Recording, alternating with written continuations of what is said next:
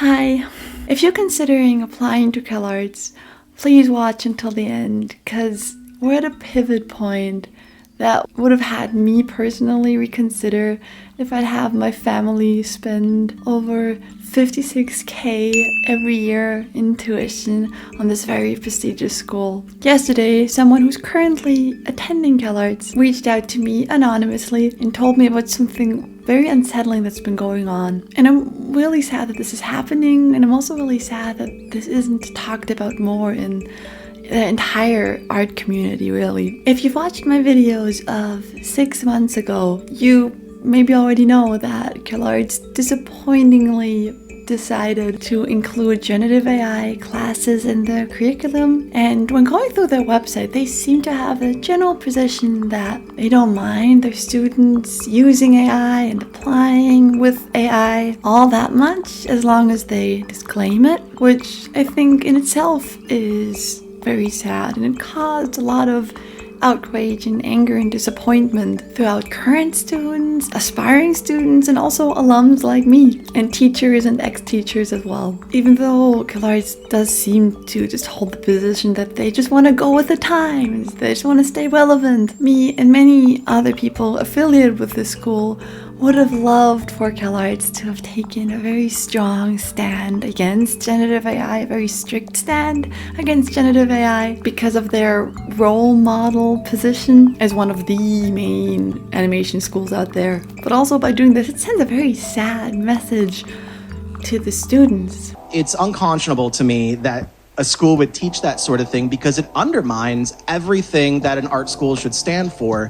And on top of that, you're going to be pushing out students that are, I'm sorry, generating slop. Also, what's the point of the school? So you're telling students to pay hundreds of thousands of dollars for 3 hours of learning how to describe things? What is the purpose of you as a school? Do you survive that? And that was kind of the last I've heard of it, of CalArts and their new embarkment on the AI journey. Until a few weeks ago, there was an incident where an experimental animation MFA student, I believe, started putting up posters all over school seeking AI artists to help them with their thesis film. And that did not go over well. Students reacted to the posters by writing no AI messages all over them and taping pictures of dogs and memes over them as a form of protest. And they also just started putting up their own no AI at CalArts posters all over the school in general. Now, I think right off the bat, I think it's important to mention that it's not fun to be in that position that experimental animation student was in, to have to face a response like this. I'm really not a fan of anyone using AI, but in general, I always feel icky if there's a big group turning on like one person. That just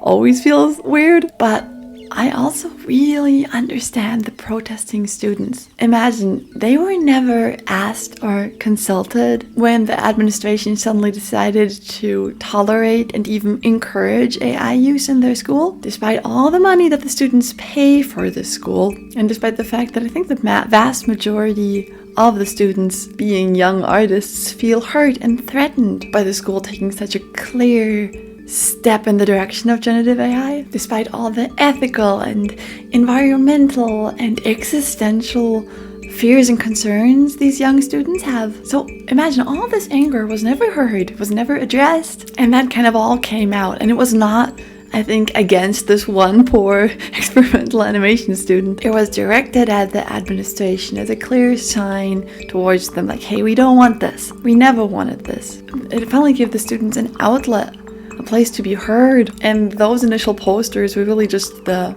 spark it needed, that final straw to ignite this whole movement. I think it's part of an artist's job to fight for whatever their values might be and help create the world that they would like to live in. So it was important that they spoke out about this.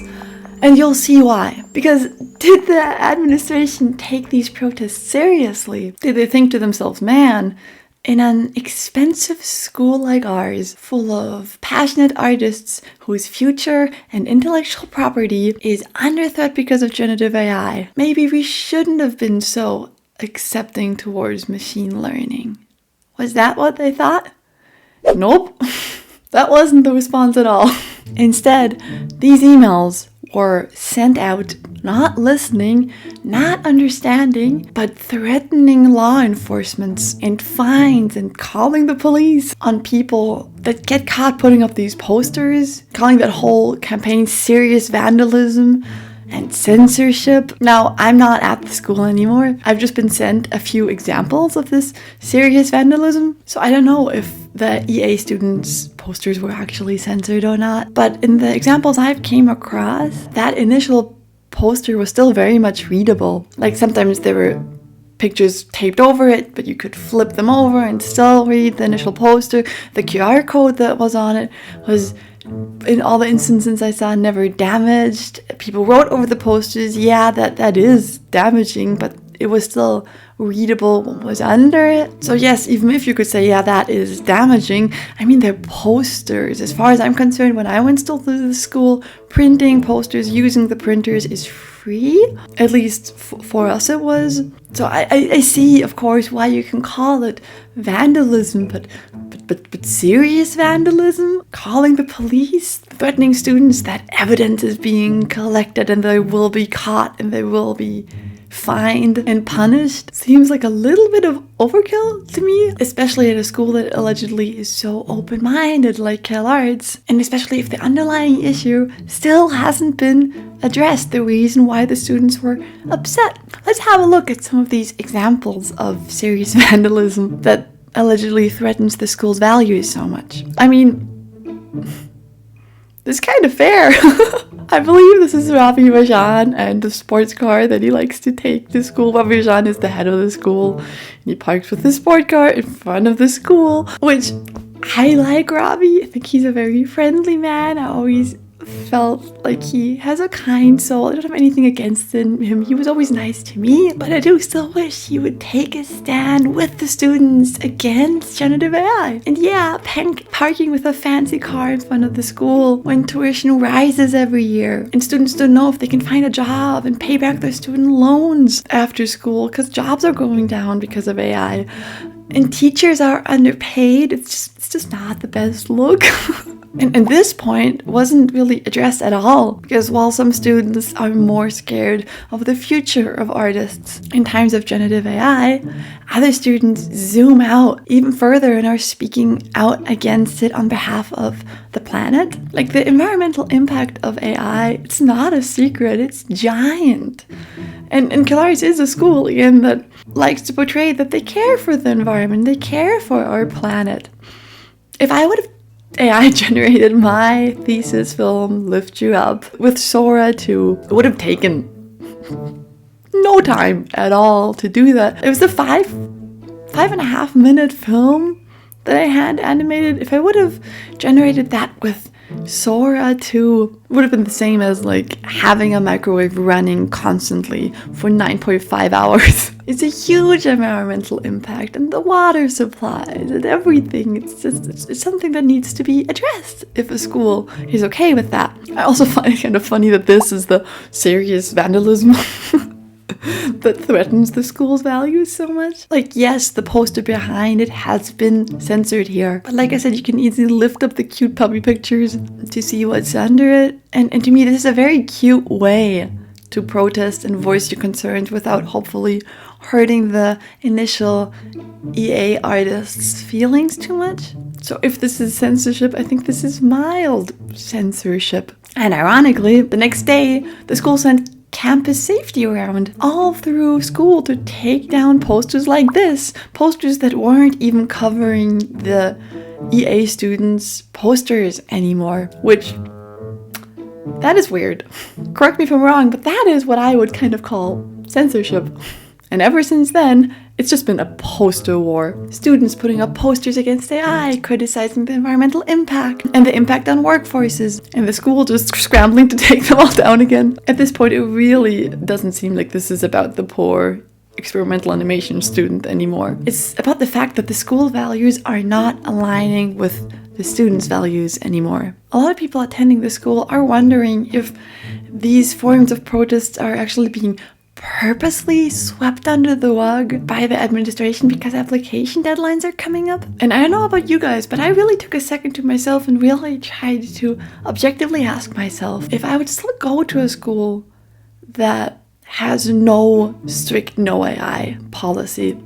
And I don't think I would. To me, having a school that doesn't allow AI art in their application, in their classwork, in the student films, and have all their courses directed towards art making and not generating is a testament of quality and respect towards artists whose work has been mined without their consent, and artists that are willing to put in the hard work and effort. A school that doesn't value that is not worth that giant tuition for me. And maybe there's a real fear of CalArts that new applicants might feel the same way and just choose to maybe not go to a school anymore that sends them into depth for years and years and years. Maybe people lean towards self-teaching themselves or taking online courses. Here's a few online resources that I personally liked of artists that I look up to that I think teach similar things to the stuff I got to learn at CalArts by artists that are taking a very strong stand against generative AI, for example. And they cost a fraction of the CalArts tuition. Given that resources like these are freely available online, I think financially it's very much in the interest of CalArts that they uphold this reputation of a school that has higher values than they are currently holding. And obviously, like we see, there are some students at CalArts that choose to use AI in their work. But I believe if someone is willing to pay for a degree this high, it's because they're passionate, super passionate about the craft in itself. And I don't think that anyone who is that passionate about their craft would choose to skip the hard and time-consuming steps like AI offers, meaning that I'm guessing that the vast majority of CalArts students is not stoked about the AI policy that CalArts has. I wish the school would have just at least tried to consult their body of students before taking such a big step in a different direction. And I wonder if they were to take a poll now as a response to these protests going on, if the majority of CalArts students would vote for a strict no AI stand or not, and if the school would choose to listen to them. I don't think this is just about one school and their leisurely way of dealing with AI.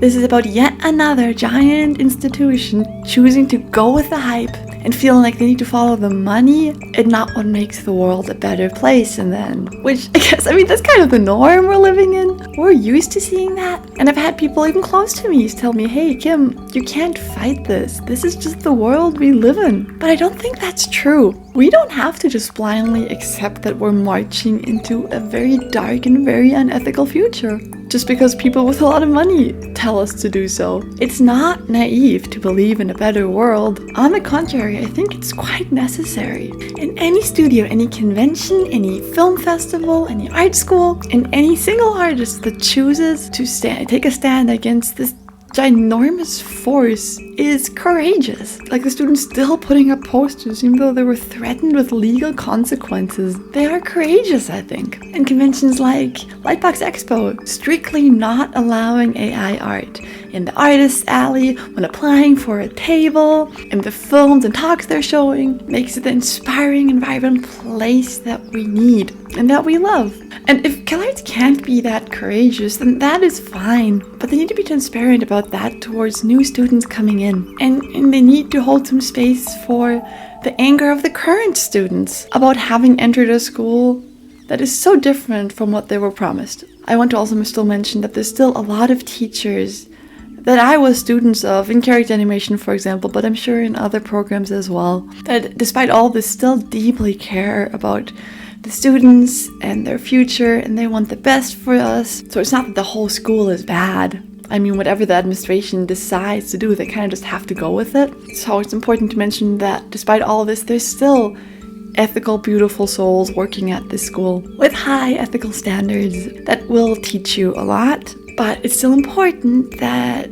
current applying students and future applicants know that this is now a very different school than what you might be expecting. One where the body of students is split into two camps of people that are pro-AI and people who are against AI, and where the administration feels like there's no other way but to silence critical voices on this issue, and where fundamental values and understanding of what makes art are just clashing. You need to know that. And you're not naive or stuck in the past or in denial to believe in a future better than the one we are currently racing towards. Announcements like this or the one from Disney recently make it so easy to just be giving up hope, and I've been feeling that so deeply, especially this last week. But we can't just let that happen. Put your money into resources that respect you back. Keep speaking out about this if you have the energy to do so,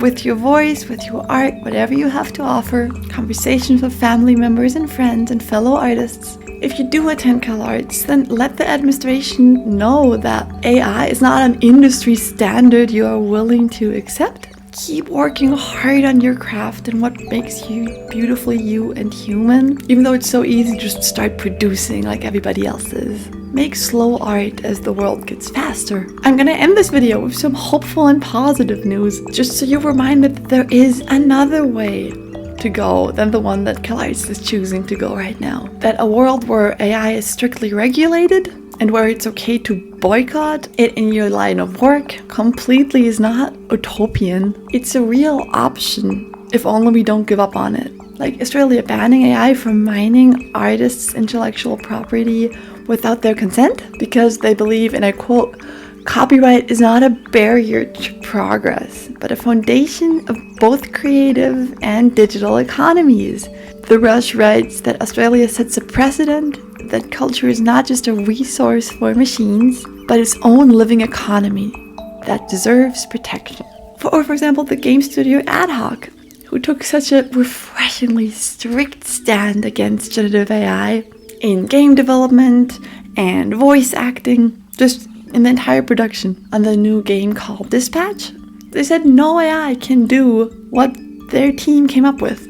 And Dispatch is so successful, even though they didn't succumb to the pressure of going with the time, which I imagine in the competitive, difficult game industry is even higher than animation sometimes. So if small, independent game developers can take such a clear stand against AI, if current CalArts students that are threatened with lawsuits and fines can stand up against AI, if all of Australia can stand up against AI, then so can you. Don't give up on this. It's not billion-dollar tech companies that shape the future of the art world. It's every single one of you guys. Keep that in mind. Thank you so much for watching. I'm sending a big hug to all of you. And yeah, we got this. Bye-bye.